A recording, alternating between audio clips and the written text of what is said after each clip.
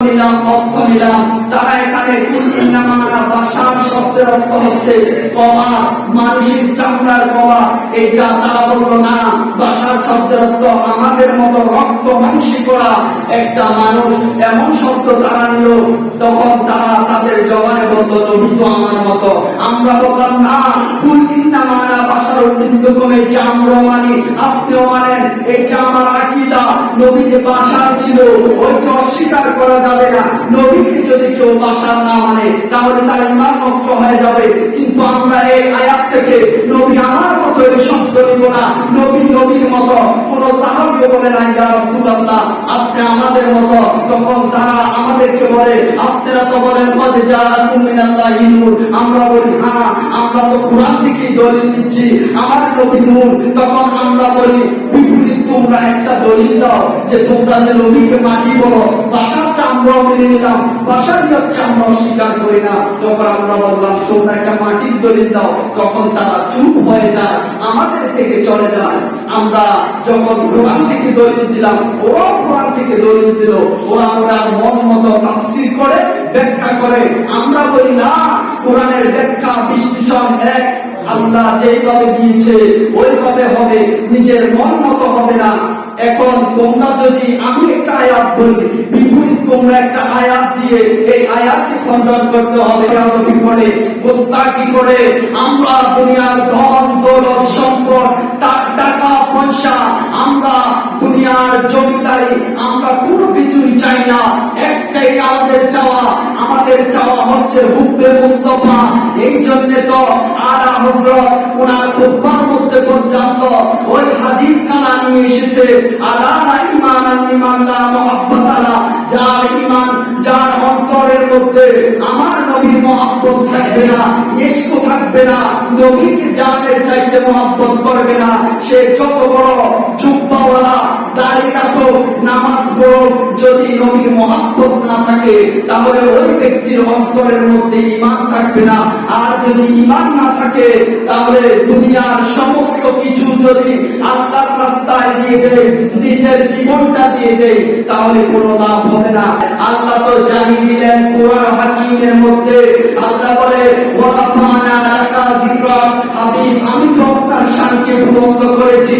জগতের মানুষ যদি চায় আপনি নবীর শানকে ছোট করবে, গোটা পৃথিবীর মানুষ যদি চায় আপনি কামলিওয়ালা নবীর শান তারা ছোট করবে, তারা কোনোদিন পারবে না। ইয়া রাসূলুল্লাহ, ইয়া হাবিবাল্লাহ, নবী গো, আমি তো কোরআনের মধ্যে, কোরআনের বা থেকে জিন পর্যন্ত আপনার নবীর শানকে আমি বুলন্দ করেছি।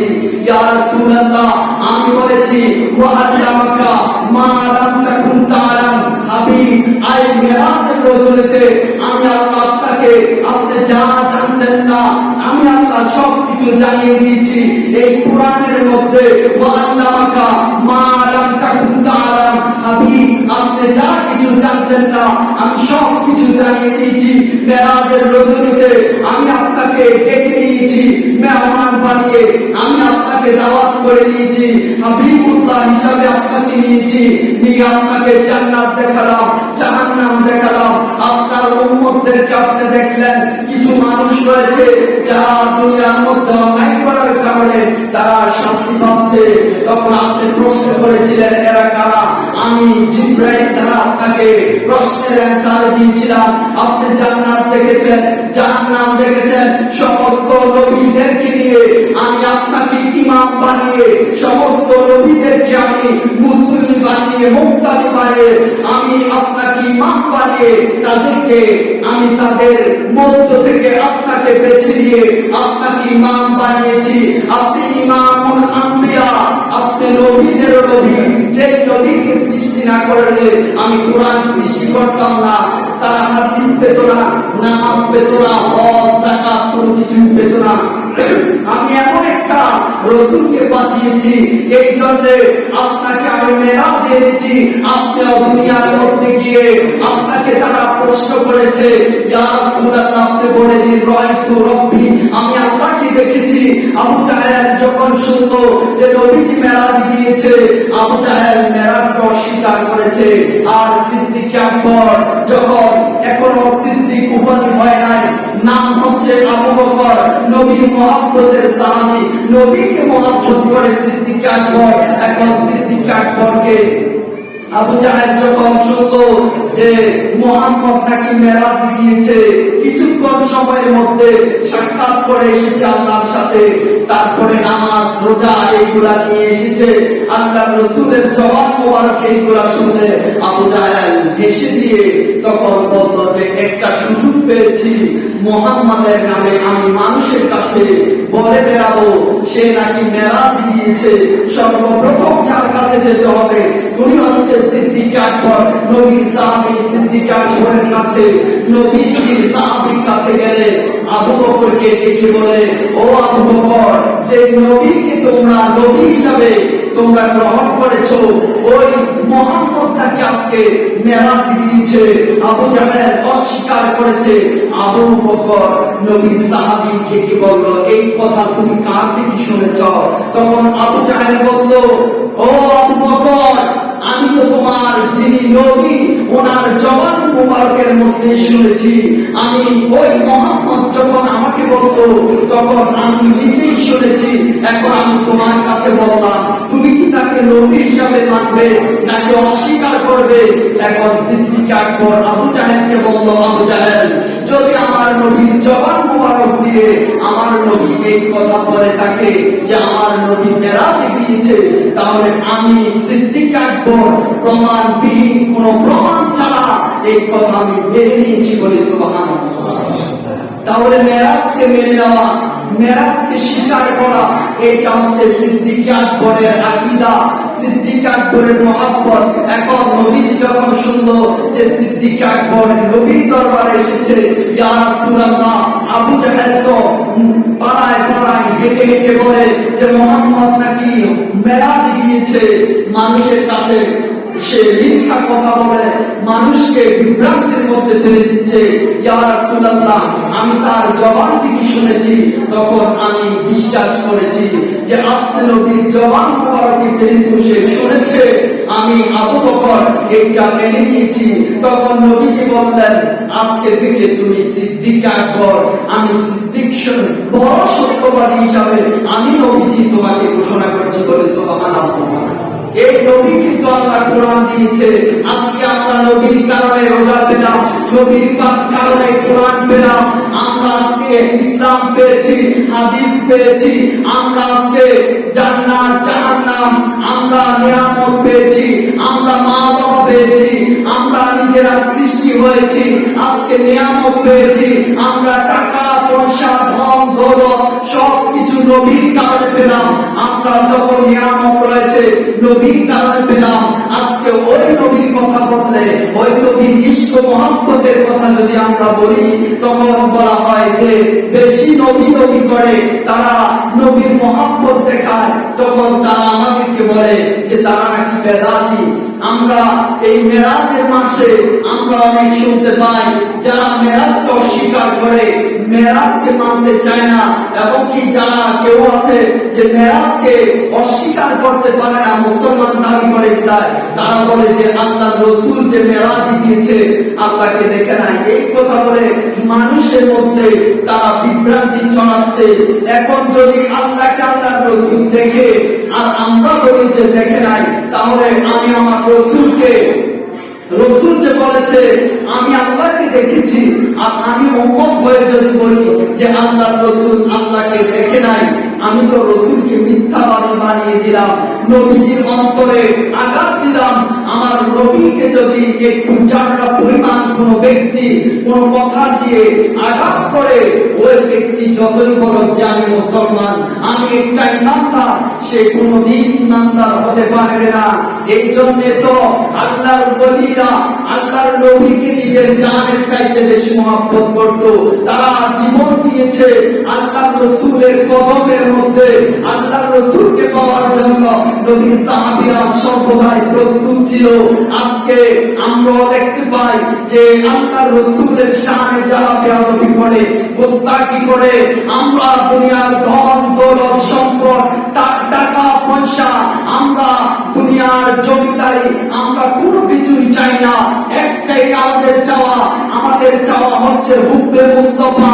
এই জন্য তো আলা হযরত ওনার খুতবার মধ্যে পর্যন্ত ওই হাদিস খানা নিয়ে এসেছে, আলা ঈমানান লিমান লা মুহাব্বাতা লা, যার ঈমান, যার অন্তরের মধ্যে আমার নবীর মহব্বত থাকবে না, ইশক থাকবে না, নবীকে জানের চাইতে মহব্বত করবে না, সে যত বড় জুব্বাওয়ালা, দাড়ি রাখুক, নামাজ পড়ুক, যদি নবীর মহব্বত না থাকে তাহলে ওই ব্যক্তির অন্তরের মধ্যে ঈমান থাকবে না। আর যদি ঈমান না থাকে তাহলে দুনিয়ার সমস্ত কিছু যদি আল্লাহর রাস্তায় দিয়ে দেয়, নিজের জীবনটা দিয়ে দেয়, তাহলে কোনো লাভ হবে না। একটাই পরিচয়, শুধু হুব্বে মুস্তাফা। নবীর কোন সাহাবীরা বলে নাই যে ইয়া রাসূলুল্লাহ, ইয়া হাবিবাল্লাহ, আমি তো যাকাত দিয়েছি, আমি রোজা রেখেছি, আমি প্রত্যেকদিন তাহাজ্জুদ করি, আমি প্রতিদিন 5 ওয়াক্ত নামাজ পড়ি, আমি নফল নামাজ পড়ি, আমি আল্লাহকে পাওয়ার জন্য এবং আপনাকে পাওয়ার জন্য আমি সব কিছুই তো দিয়ে দিলাম, এবং আমি জান্নাত চাই, আমি জাহান্নাম থেকে বাঁচতে চাই, এমন কথা এই দান ইবাদতের কোন পাওয়ার আমার নবীর সাহাবীরা কোনদিন দেখায় নাই। শুধু একটাই পরিচয়, হুব্বে মুস্তাফা। যেই দিকে আমার নবী রয়েছে ওই দিকে নবীর সাহাবীরা রয়েছে, যেই দিকে নবীর সাহাবীরা রয়েছে ওই দিকে আল্লাহর ওলিরা রয়েছে। আমাদেরও এইটাই পরিচয়। সিদ্দিক আকবর এসে বলে, ইয়া রাসূলুল্লাহ, কাফেররা আমাকে যতই আঘাত করো আমি সিদ্দিক আকবরের জীবনটা দিয়ে দিব। নবীর সাহাবী ওমর রাদিয়াল্লাহু তাআলা নূর দিকে তাকান, ওনার ঈমান কেমন ছিল, হুব্বে মুস্তাফা কেমন ছিল। নবীজি যখন ইন্তিকাল করেছে হযরত ওমর তরবারি নিয়ে দাঁড়িয়ে গেলেন, ও মদিনার মানুষ, যার জবানে আমি শুনবো আল্লাহর রাসূল ইন্তিকাল করেছে, মারা গিয়েছে, এই শব্দ যদি আমি শুনি আমি তোমাদের গর্দান উড়িয়ে দিব। তখন সিদ্দিক আকবর এসে বলল, ও নবীর সাহাবী ওমর, তুমিও নবীকে মহব্বত করো, আমিও করি। আল্লাহর রাসূল, আল্লাহ বললেন, হাবিব আপনি কোনটা চান? আপনি যদি দুনিয়ায় থাকতে চান কিয়ামত পর্যন্ত থাকতে পারবেন, আর যদি আপনি দুনিয়া থেকে চলে যেতে চান আপনি পর্দা করতে পারেন। ইয়া রাসূলুল্লাহ, আপনি আপনার রওজা মোবারকের মধ্যে জিন্দা থাকবেন। এই জন্য আল্লাহ রাসূল বলেন, আপনি যদি থাকেন তাহলে কোরআনের আয়াত নাযিল হবে, আরো হাদিস আসবে। আপনার উম্মতের জন্য যদি কোরআন আরো নাযিল হয়, আরো আইন কানুন যখন আসবে তাদের কষ্ট হবে। নবীজি বলেন, আমি আমার উম্মতের সন্তুষ্টির জন্য আমি নবীজি পর্দা করব। এই জন্য হযরতে সিদ্দিক আকবর বললেন, ও ওমর, আমার নবীজি এই পৃথিবী থেকে নিজেই চলে যাবেন। উনি বলেছেন, আজকে ইসলামকে আল্লাহ পরিপূর্ণ করেছেন, ইসলাম পরিপূর্ণতার জন্য আল্লাহর রাসূলকে আল্লাহ পাঠিয়েছেন। এই জন্য সিদ্দিক আকবর হযরত ওমরকে বুঝানোর পর ওমর ঠান্ডা হয়ে গেলেন। তো নবীর সাহাবীদের আকীদা এমন ছিল, নবীর মহব্বতের জন্য যখন কাফেররা সিদ্দিক আকবরের এই সামনে যখন নবীকে আঘাত করতে চায়, সিদ্দিক আকবর নিজে পিঠ নিয়ে কাফেরদেরকে দিয়ে দিলেন যে আমার রাসূলের যেন আঘাত না লাগে। তখন সিদ্দিক আকবর যখন নবীর সঙ্গী হলেন, নবীর সামনে সামনে হাঁটে, সিদ্দিক আকবর একবার পিছনে যায়, একবার সামনে আছে। নবীজি প্রশ্ন করলেন, কি হয়েছে? তখন বলে, ইয়া রাসূলুল্লাহ, নবী গো, আপনি নবীকে যদি তারা পিছন থেকে আঘাত করে আবার সামনে থেকে করে, আমি সিদ্দিক আকবরের বুকটা ঝাড়া করে দিব, জীবনটা দিয়ে দিব একমাত্র নবীর হুব্বে মুস্তাফার জন্য। আমি সিদ্দিক আকবর জীবন দিয়ে দেব। বলে সুবহানাল্লাহ। নবী কেমন মহব্বত করতো আজকে আমরা আমল করি, আমরা হাদিসের কথা বলি, আমরা সহিহ হাদিসের কথা বলি। যে হাদিসটা আমার সম্মত হয় ওই হাদিসটা শুধু আমি মিষ্টি হাদিসটা আমি শুধু বর্ণনা করব, আর যে হাদিসটা বললে নবীর শান হয়ে যাবে, নবীর ইশক ও মহব্বতের কথা হয়ে যাবে, ওই হাদিসটা আমরা বলি না। আমরা কোরআনের আয়াত কেমন ভাবে আমরা আয়াত পড়ি, কথা ঠিক আয়াত পড়ি একটা, অনুবাদ করি একটা, আমরা দেখতে পাই আজকে যারা আমাদের অন্তরে কষ্ট দেয়, আমার রাসূলের ইজ্জতে আঘাত করে, তারা তো কোরআন থেকেই কথা বলে, আমরাও কোরআন ও হাদিস থেকে কথা বলি, তারাও কোরআনের আয়াত পড়ে। এখন মানুষ বলে কোরআন তো একটাই, নবীও একটা, আপনারা কেন এত দল, আপনারা কেন এত লাগালাগি করেন, ঝগড়া বিবাদ করেন? আমার তাদের কাছে আমরা তখন প্রশ্ন করি যে আমিও বলেছি কুল ইন্নামা আনা বাশারুন মিসলুকুম, সেও বলেছে। তখন আমরা বললাম যে বাশার শব্দের অর্থ হচ্ছে বনি, কওয়া। আমরা নবীর ইজ্জতের জন্য আমরা সম্মানী একটা বাক্য নিলাম, অর্থ নিলাম। তারা এখানে কুল ইন্নামা আনা বাশার শব্দের অর্থ হচ্ছে কওয়া, মানুষের চামড়ার কওয়া। এইটা তারা বললো না, বাশার শব্দের অর্থ আমাদের মতো রক্ত মাংসী করা একটা মানুষ, এমন শব্দ তারা নিল। তখন তারা তাদের জবানে বলল নবী তো আমার মতো। আমরা বললাম না, কুল ইন্নামা আনা বাশারুন মিসলুকুম, এটা আমরা মানি, আপনিও মানেন, এটা আমার আকীদা। নবী যে বাশার ছিল ওইটা অস্বীকার করা যাবে না। নবীকে যদি কেউ বাশার না মানে তাহলে তার ঈমান নষ্ট হয়ে যাবে। কিন্তু আমরা এই আয়াত থেকে নবী আমার মতো এই শব্দ নিব না, নবী নবীর মতো। কোন সাহাবী বলে না ইয়া রাসূলুল্লাহ আপনি আমাদের মতো। তখন তারা আমাদেরকে বলে আপনারা তো বলেন কদ জাআকুম মিনাল্লাহি নূর, আমরা বলি হ্যাঁ, আমরা তো কোরআন থেকেই দলিল দিচ্ছি, আমার নবী নূর। তখন আমরা বলি বিপরীত, তোমরা একটা দলিল দাও যে তোমরা যে নবীকে মাটি বলো, বাশারটা আমরাও মেনে নিলাম, বাশারিয়তকে আমরা অস্বীকার করি না। তখন আমরা বললাম তোমরা একটা মাটির দলিল দাও। তখন তারা চুপ হয়ে যায়, আমাদের থেকে চলে যায়। আমরা যখন কোরআন থেকে দলিল দিলাম, ওরা কোরআন থেকে দলিল দিল, ওরা ওনার মন মতো তাফসীর করে, ব্যাখ্যা করে। আমরা বলি না, কোরআনের ব্যাখ্যা বিশ্লেষণ এক, আল্লাহ যেভাবে দিয়েছে ওইভাবে হবে, নিজের মন মতো হবে না। এখন তোমরা যদি আমি একটা আয়াত বলি, বিপরীত তোমরা একটা আয়াত দিয়ে এই আয়াতকে খণ্ডন করতে হবে, তারা এখন এখান থেকে উঠে চলে যাবে, তারা গিয়ে তাদের আকীদাটাই ধরে রাখবে। প্রশ্ন করলাম কারণ কি? তারা বলে আমার বাপ দাদা যা করেছে আমরাও তা করব। আমরা বলি না, আমরা যারা আহলে সুন্নাত ওয়াল জামাত, আমরা যারা আমার নবীর সাহাবীদেরকে মডেল হিসেবে গ্রহণ করেছি, নবীকে আমরা যারা মহব্বত করি, ভালোবাসি, আমরা কোনো আমাদের বাপ দাদার দিকে তাকাই না। আমার দাদা কি করেছে, আমার বাবা কি করেছে, ওই দিকে আমার তাকানোর সময় নাই। আমরা তাকাবো নবীর সাহাবীদের দিকে, আল্লাহর ওলিদের দিকে, আমরা তাকাই কোরআনের দিকে, আমরা তাকাবো হাদিসের দিকে। যখন আমরা কোরআনে ওরা পানা লাগা দিকরাত পাবো, নবীর শান পাবো, নবীকে মহব্বত করবো, হাদিসে নবীর শান পাবো, ওই হাদিসটাকে আমরা গ্রহণ করে নিব। এমন হাদিস আমরা বলবো না যে হাদিস দিয়ে নবীর শানকে ছোট করা হবে। তারা খুঁজে খুঁজে কোরআন থেকে এমন আয়াত বের করে আর অনুবাদ করে নবীর শানকে ছোট করতে চায়। তো আমরা নবীর গোলাম যারা রয়েছে, আমরা সর্বদাই আল্লাহর রাসূলের প্রেমিক যারা রয়েছে, আমরা কোরআন থেকে দলিল দিয়ে আমরা প্রমাণ করে দেই যে হুব্বে মুস্তাফা রয়েছে। আমরা নবীকে নিজের জানের চাইতে বেশি ভালোবাসি। নবীর জানের চাইতে যদি ভালোবাসা যায়, নবী বলে আমি ওই উম্মতদেরকে হাসরের ময়দানে শাফায়াত করব যারা আমি নবীকে জানের চাইতে মহব্বত করতো, সাহাবীদেরকে মহব্বত করতো। আল্লাহ এই জন্য বলে দিলেন আমি তোমাদের মুখের দিকে তাকাই না, আমি তোমাদের শরীরের দিকে তাকাই না, আমি তোমাদের আমলের দিকে তাকাই না, আমি আল্লাহ শুধু তাকাই তোমাদের কলবের দিকে, তোমাদের অন্তরের দিকে। তোমাদের অন্তরে যা রয়েছে আমি তার দিকে তাকাই। দুনিয়ার মানুষ হয়তো তোমার আমলের দিকে তাকাতে পারে, আমি শুধু হুব্বে মুস্তাফা চিনি না, আমি তো নবী ছাড়া কিছু বুঝি না, আর নবীও তো উম্মত ছাড়া কিছু বুঝে না।